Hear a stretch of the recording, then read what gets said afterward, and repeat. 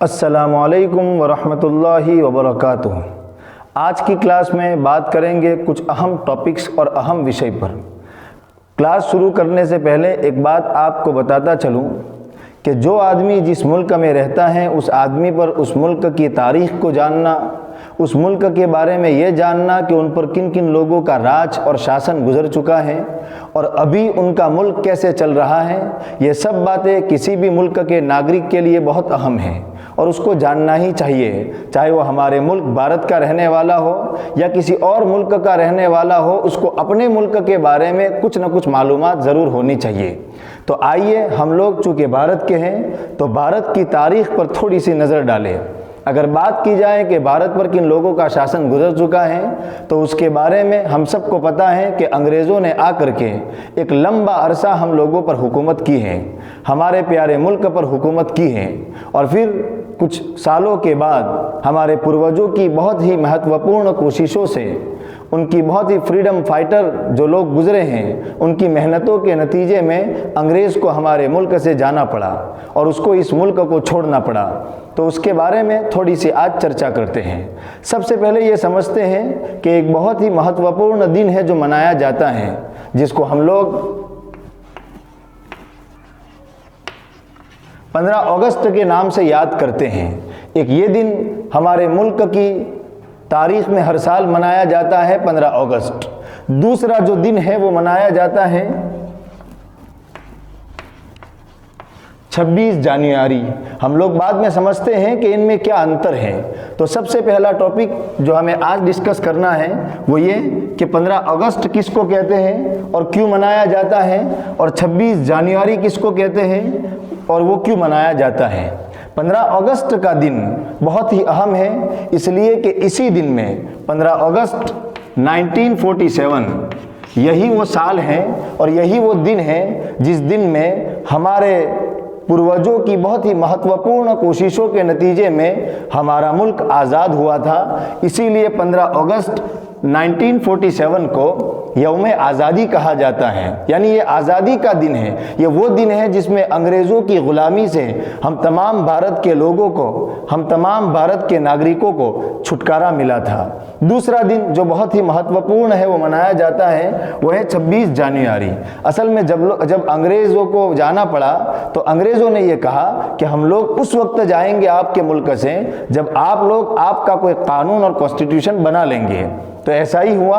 15 अगस्त 1947 के बाद में हमारे पूर्वजों ने मिलकर के एक कमेटी बनाई, जिस कमेटी का काम ये था कि वो कॉन्स्टिट्यूशन यानी कि संविधान, जिसको उर्दू ज़बान में आइन या दस्तूर हिंद कहते हैं, वो तैयार करें। यानी इसमें यह बातें होगी कि हमारा मुल्क भारत किन उसूलों पर चलेगा, इसको किस तरीके पर डिज़ाइन किया जाएगा कि तमाम लोगों को बराबर बराबर हुकूक मिले।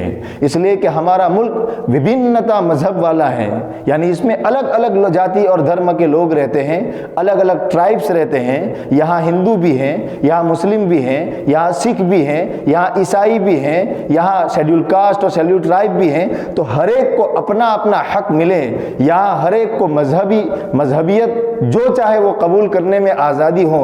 इन उसूलों को सामने रख करके एक कॉन्स्टिट्यूशन तैयार किया जाए। उसके लिए एक कमेटी बनाई गई, जिस कमेटी में जहाँ नॉन मुस्लिम थे वहाँ मुसलमान भी अच्छी खासी तादाद में थे और उन्होंने मिल करके कुछ वक्त के बाद कॉन्स्टिट्यूशन तैयार किया।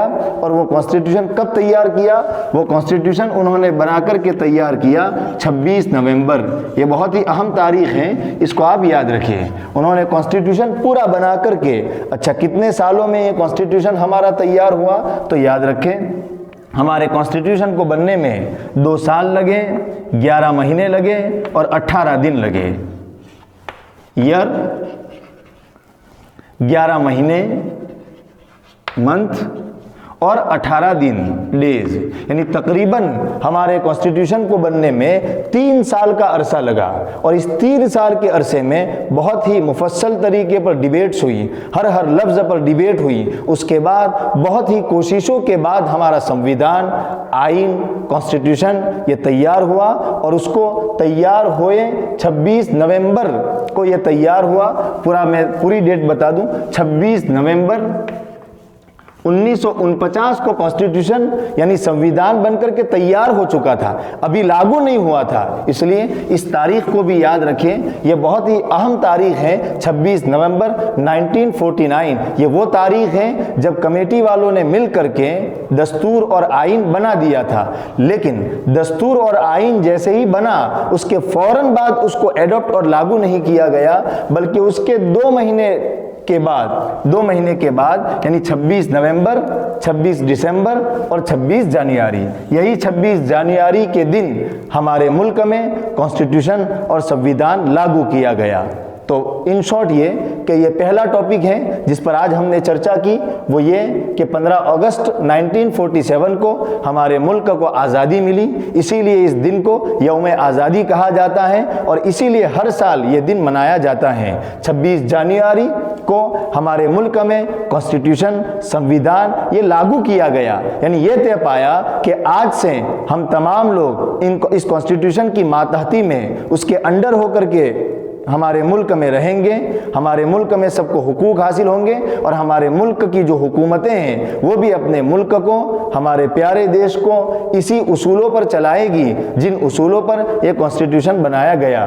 तो 15 अगस्त 26 नवंबर 1949 को ये तैयार हुआ, लेकिन 2 महीने के बाद, अब क्यों ये 2 महीने के बाद लागू हुआ, ये ज़रा हिस्ट्री है थोड़ी सी। तो 2 महीने के बाद इसको 26 जनवरी और हमारे कॉन्स्टिट्यूशन को बनने में कितना समय लगा? 2 साल 11 महीने और 18 दिन, यानी तकरीबन याद रखने के लिए आप ये कर सकते हैं कि 3 साल का अरसा लगा।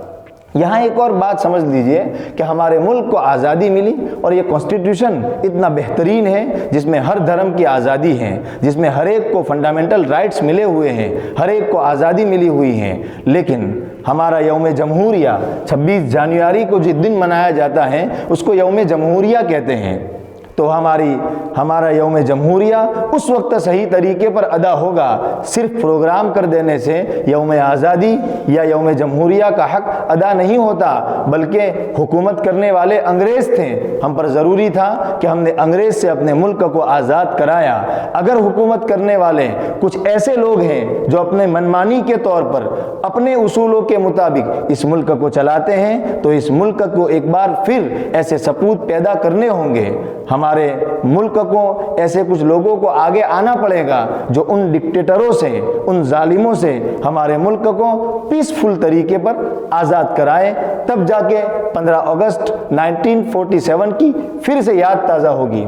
26 जनवरी की याद कैसे ताज़ा होगी? सिर्फ जमा होकर के प्रोग्राम कर लेने से 26 जनवरी का हक अदा नहीं होगा। 26 जनवरी का हक अदा उस वक्त होगा जब कभी कोई कॉन्स्टिट्यूशन और संविधान को ख़त्म करने की कोशिश करेगा, जब कभी कोई एक मजहब को यहाँ चलाना चाहेगा, उस वक्त हम लोगों को आगे आना होगा और जो कुर्बानी हम दे सकते हैं वो दे करके हमारे मुल्क के संविधान को हम बचाएंगे, ताकि यहाँ तमाम धर्म वालों को, तमाम जाति के लोगों को, तमाम रिलीजन वालों को इंसाफ मिले, तालीम मिले, हुकूमत का मौका मिले। तो खुलासा ये है कि हमने आज की क्लास में जो पहला टॉपिक डिस्कस किया वो ये कि इनके दरमियान में क्या अंतर है। 15 अगस्त, 26 जनवरी, 26 नवंबर, 15 अगस्त 1947 को हमारा मुल्क आज़ाद हुआ। उसके बाद कॉन्स्टिट्यूशन के लिए एक कमेटी बनाई गई जिसके लीडर थे डॉक्टर बाबा साहेब भीमराव अंबेडकर। उन्होंने अपनी कमेटी के साथ मिलकर के 2 साल 11 महीने और 18 दिन लगे और 26 नवंबर 1949 को हमारा कॉन्स्टिट्यूशन तैयार हुआ और उसके बाद 26 जनवरी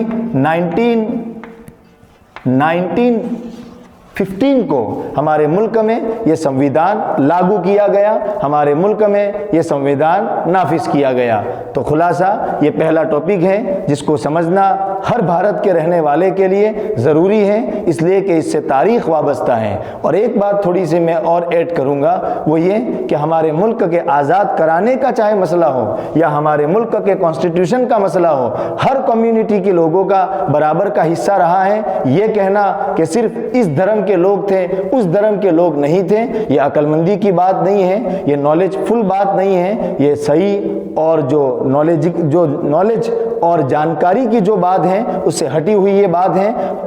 सही बात यह है कि हर धर्म के लोगों का, तमाम लोगों का इसमें बराबर का हिस्सा था और हमारा ये मुल्क हम सब का है। हम पर जिम्मेदारी है कि हम इसके आज़ादी में, इसकी तरक्की में, इसकी इम्प्रूवमेंट में बराबर का हिस्सा लें और इसके संविधान को बचाने के लिए हम जो कर सकते हैं वो करें। ये बहुत ही महत्वपूर्ण जानकारी है जो हमने आज की क्लास में डिस्कस की। मिलेंगे नेक्स्ट क्लास में। अस्सलामु अलैकुम व रहमतुल्लाहि व बरकातुहू।